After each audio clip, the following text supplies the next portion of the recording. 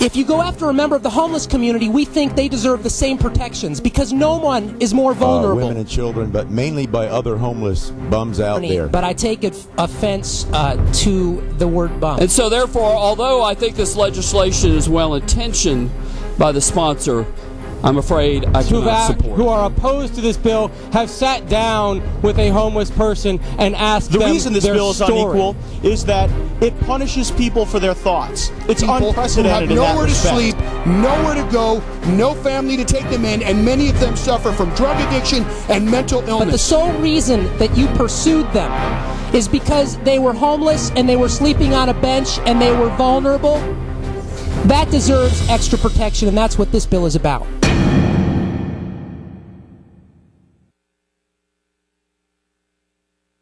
Well, first, the fact that Broward County leads the state in hate crimes, that's just not acceptable to me and shouldn't be acceptable to any of us that live in Broward County.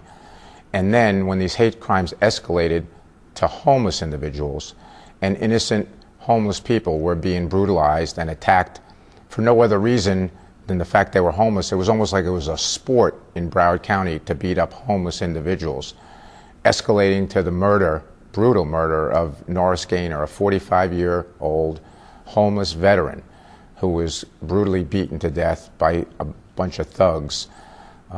That just says we have to do something to protect these individuals. And then when the state of Maryland included homelessness in their hate crime statute for their state based on our case, we said that's enough. We have to take whatever steps are necessary to include that in our state statute and lead by example. If other states use that and included it, that we have to do the same. And thanks to Commander Rick Wierzbicki and Representative Ari Porth, we were able to successfully get that included and get that done, even though it had been tried for 4 years previously. In May 2009, I learned that Maryland became the first state to incorporate the homeless into their hate crime statute, based on the Fort Lauderdale homicide of Norris Gaynor, who was killed in Esplanade Park. I then saw Sheriff Lamberti the very next day, showed him the article, and the sheriff said without hesitation, Rick, we need to make Florida the second state to get this done. We contacted Representative Ari Porth, who agreed to sponsor it in the Florida House, and Senator Jeremy Ring agreed to sponsor it in the Senate. I then learned that the bill had failed the past 4 years, largely because nobody from law enforcement stepped up and said, we need to support this because it's the right thing to do.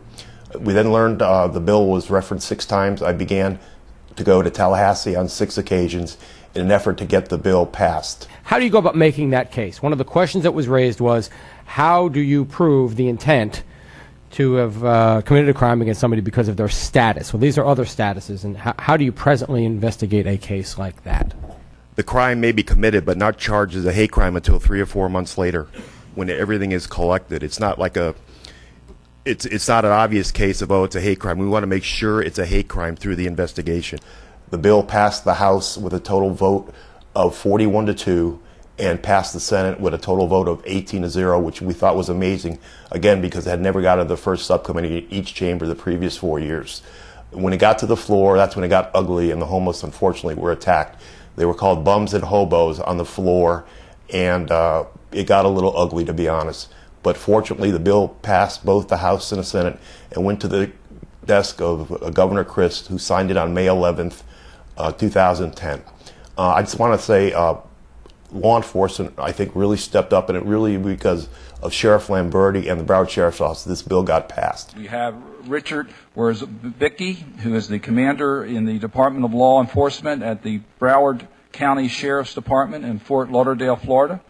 Since September 2008, he has headed the Broward Sheriff's Hate Crimes Task Force. He testified this year in front of the Florida House and Senate subcommittees in favor of the addition of violence against homeless to Florida's hate crimes statute. Use of crime statistics generally is a staple of effective law enforcement practice. The availability of data about bias-motivated crimes is instrumental in inspiring community action to protect various population groups subjected to bias, and is critical to law enforcement agencies for developing plans of action, deploying resources, and measuring our progress. After the successful passage of House Bill 11, Sheriff Lamberti and I were invited to go to Washington, D.C. by Senator Ben Cardin of Maryland and Senator Arlen Specter of Pennsylvania to testify in front of the U.S. Senate as it dealt with homelessness for the first time in the U.S. Senate's history. It feels really good to make a difference both locally and nationally, and it's going to be an ongoing effort on our part. Representative Porth, I believe, and you and Representative Rogers, you're recognized to explain the bill. Thank you, Mr. Speaker. This bill adds homelessness as a protected class to the hate crimes enhancement statute in Florida. Are there questions of the sponsor? If we cannot define what hate is, then how are we going to be able to prosecute people for a hate crime? It's a question of fact for the jury, and you know it when you see it.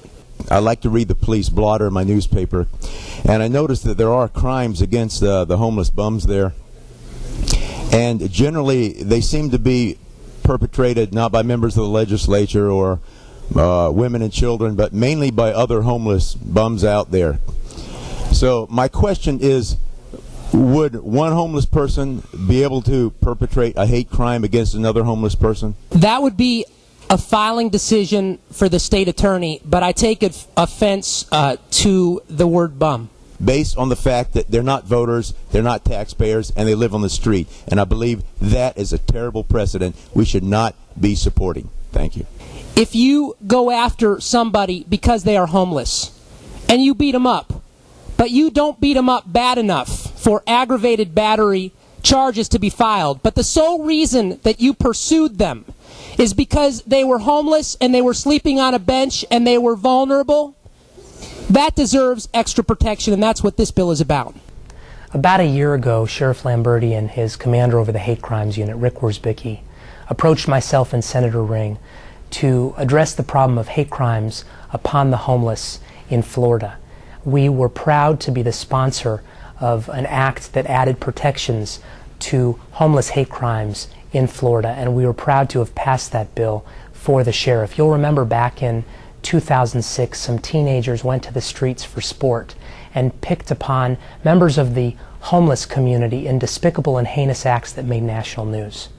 It is a privilege and honor to have delivered that good bill to protect members of Florida's homeless community. Representative Porth, having closed, the question now recurs on final passage of House Bill 11. The clerk will unlock the machine and members will proceed to vote. Have all members voted? Have all members voted? Have all members voted? Have all members voted? The clerk will lock the machine and announce the results. 80 yeas, 28 nays, Mr. Speaker. Show the bill passes. Read the next bill.